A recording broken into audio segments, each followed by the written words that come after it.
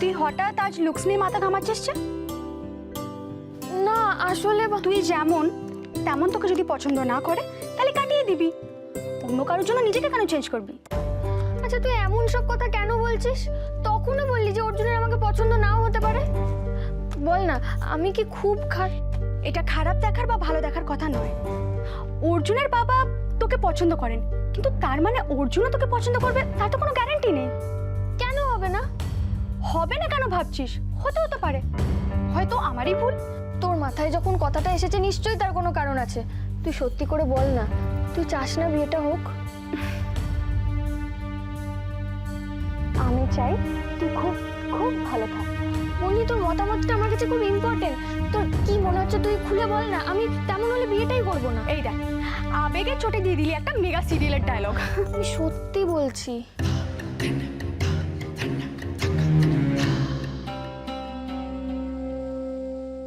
সত্যি বলছিস? সত্যি সত্যি সত্যি। এবার বল প্লিজ।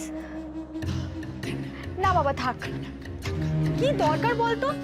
এরপর তুই বেঁকে বসবে আর পুরো দোষটা হবে আমার। তোর মা বাবা যখন হ্যাপি আর তুইও হ্যাপি, তখন তুই অর্জুনকে বিয়ে কর না। তুই আমার ভালো চাস তো বন্নি? তাহলে প্লিজ বল। তুই আমার বেস্ট ফ্রেন্ড, আর তুই এত জোর দিচ্ছিস বলেই বলছি। ওই যে ভদ্রলোক বিয়ের কথা বলে গেলেন আর তোরা লাফাতে শুরু করলি।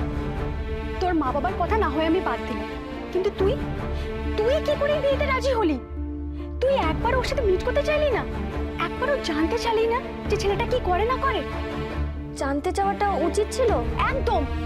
চোখ বুঝে আজকাল কেউ বিয়ের পিড়িতে বসে?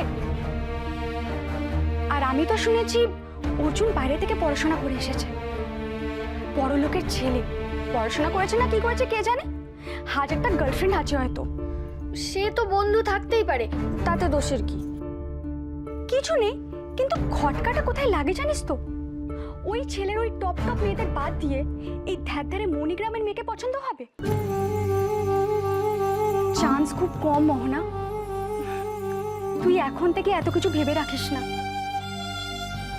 আমিও তো ভাবতেও পারি না আর বুঝিও না। ভালো মা বলেছে আমার স্বপ্নের রাজপুত্র ঠিক আসবে আমায় নিতে। রাধা গোবিন্দের ওপর আমার ভরসা আছে, উনি সব ঠিক করে দেবেন।